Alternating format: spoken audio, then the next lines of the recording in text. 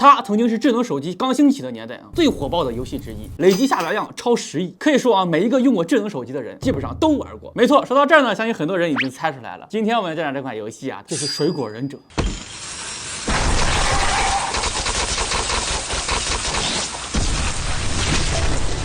可能现在很多年轻的朋友体会不到，有的人可能一开始就接触智能机了。但作为一个从非智能机年代过来的人，我到现在呢我都忘不了我第一次玩像水果忍者、神庙逃亡和愤怒的小鸟的那个时候的惊艳的感觉，仿佛呢打开了新世界的大门呢。经常一不小心就玩到深夜了。谁手机里头到现在都还保留着一款水果忍者的，可以在屏幕上边扣个1。但大家肯定想象不到，这款如此成功的游戏它的诞生呢却只是一个偶然。当时呢还是09年，一个叫做卢克的澳大利亚年轻设计师，在一家叫做哈弗 Break 的游戏公司上班。这家公司呢之前一直靠给大公司做外包维持一下基本生活。但是呢09年之后因为这个经济危机的原因呢，导致这家公司呢生存比较困难，靠外包呢有点维持不住了。那公司不行了，肯定是想着开源节流是吧？咱要不要把这个员工裁一裁呢？ Oh God, please no, no. 卢克心里也比较慌，万一哪天我工作就没了呢？这想办法给公司挣钱啊。于是呢，有次在回家的时候呢，看见电视上边在播放一个刀具的广告，在演示切水果，显得这个刀有多么的锋利。那看到这个广告之后，他想到了一个绝妙的点，我能不能把它做成游戏呢？那说干就干回到公司之后，他就立马拉起了一个团队，只花了6周的时间就做成了一款游戏，也就是我们现在所知的水果忍者。当时反正也就是抱着死马当成活马医的这种心态嘛，没想到发布之后火了，1个月就卖出了20多万份，3个月呢销量就突破100万了。而且刚开始呢，它还是在苹果商城上架的。这款游戏可是付费下载，那这每一份销量都是真金白银，直接呢就把公司给救活了。那我要是公司老板的话，那多少不得给卢克磕俩头啊！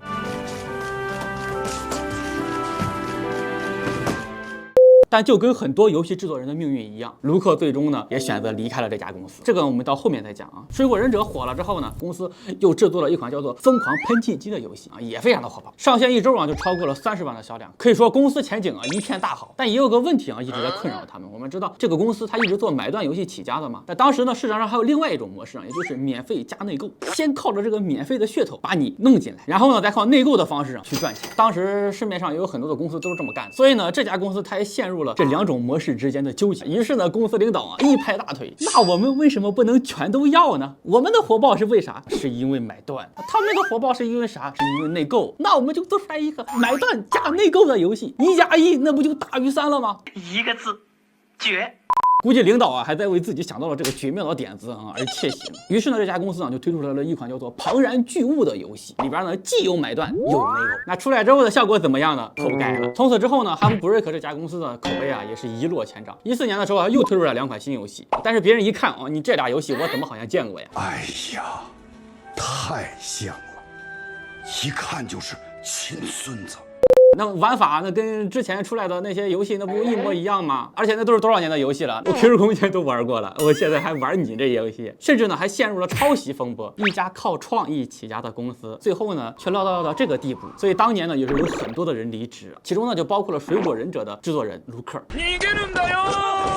卢克离开之后呢，成立了一家自己的独立游戏工作室，开发了一款叫做《滑动浮空岛》的游戏，被评为当年的最佳 iOS 游戏之一。哈弗 Break 也从此一蹶不振，后续呢也没有什么拿得出手的作品了。唯一呢出现在大家视野当中呢，就是在去年的时候，《水果忍者2》在国内经过短暂的上架了之后又悄然下架。听说呢是因为在国内没有版权，而且呢这款游戏打开之后里边也是有很多的这种氪金内容什么人物招什么的都需要解锁，甚至呢还被大家称之为氪金水果。只能说一代神作最后呢却落到了如此地步，不免有些可惜。但这呢也都是历史的必然。如果一家公司不懂得创新，开始吃老本的时候，它也就离淘汰不远了。OK， 以上呢就是我们本期视频的全部内容了。感兴趣的朋友呢也不要忘记点个赞，并且关注一下。咱们呢下期再见。